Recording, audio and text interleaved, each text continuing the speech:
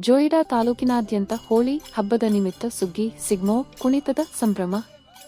ಜೋಯಿಡಾ ತಾಲೂಕಿನಾದ್ಯಂತ ಹೋಳಿ ಹುಣ್ಣಿಮೆ ಸಮೀಪಿಸುತ್ತಿದ್ದಂತೆ ತಾಲೂಕಿನಲ್ಲಿ ಸುಗ್ಗಿಯ ಸಂಭ್ರಮ ಹೆಚ್ಚುತ್ತಿದೆ.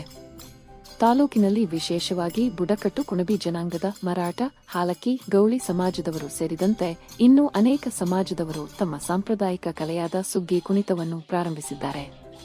ಹೋಳಿ ಹುಣ್ಣಿಮೆಗೆ ಮುನ್ನ ಸುಗ್ಗಿ ಸಿಗ್ಮೋ ಕಟ್ಟುವ ತಂಡ ಬಳಿಕ ಊರೂರು ಸುತ್ತುತ್ತಾ ತಮ್ಮ ಸಮಾಜ ಹಾಗೂ ಸಾರ್ವಜನಿಕ ಸ್ಥಳ ಹಾಗೂ ಮನೆ ಮನೆಗೆ ತೆರಳಿ ಕುಣಿತ ನಡೆಸುತ್ತಾರೆ. ಸುಗ್ಗಿ ಸಿಗ್ಮೋ ಕುಣಿತವನ್ನು ಹೋಳಿ ಹುಣ್ಣಿಮೆಯವರೆಗೂ ನೆರವೇರಿಸುತ್ತಾರೆ.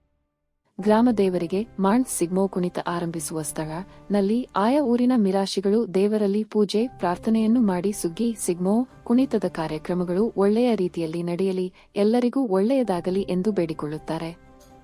ಸಾಂಪ್ರದಾಯಿಕ ಉಡುಗೆ ತೊಟ್ಟು ತಲೆಗೆ ಬಣ್ಣ ಬಣ್ಣದ ತುರಾಯಿ ಪೇಟವನ್ನು ಕಟ್ಟಿ ಪಗಡೆ ವೇಷಭೂಷಣ ಧರಿಸಿ ಸುಗ್ಗಿ ಕುಣಿಯುವುದು ಎಲ್ಲರ ಮನಸೆಳೆಯುತ್ತದೆ. ದೇವದೇವತೆಯರ ಪ್ರಕೃತಿಯ ಕುರಿತಾದ ಹಾಡುಗಳು ಇದರೊಂದಿಗೆ ಗುಮಟೆ ಜಾಗಟೆಯ ಸದ್ದು ವಾದ್ಯಗಳ ಹಿಮ್ಮೇಳ ಸುಗ್ಗಿ ಕುಣಿತಕ್ಕೆ ಇನ್ನಷ್ಟು ಮೆರುಗು ನೀಡುತ್ತದೆ. ಒಮ್ಮೆ ವೇಷ ತೊಟ್ಟು ಹಣೆಗೆ ಗಂಧವನ್ನು ಇಟ್ಟುಕೊಂಡು ಸುಗ್ಗಿ ಕುಣಿತ ಆರಂಭ ಮಾಡಿದ ನಂತರ ಎಲ್ಲಾ ಕಾರ್ಯಕ್ರಮಗಳನ್ನು ಪೂರೈಸಿ ತಮ್ಮ ಮನೆಗಳಿಗೆ ಮರಳುತ್ತಾರೆ.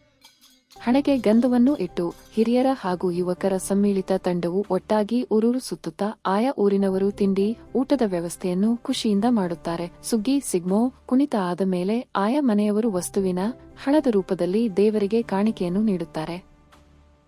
ಪ್ರತಿಯೊಬ್ಬರೂ ಸಹ ಸುಗ್ಗಿ ಸಿಗ್ಮೋ ಕುಣಿತದ ತಂಡದವರು ನಮ್ಮ ಮನೆಯ ಅಂಗಳದಲ್ಲಿ ಸುಗ್ಗಿ ಕುಣಿತವನ್ನು ಮಾಡಿ ದೇವರ ಕಾಣಿಕೆಗಳನ್ನು ಸ್ವೀಕರಿಸಲಿ ಎಂದು ಬೇಡಿಕೊಳ್ಳುತ್ತಾರೆ.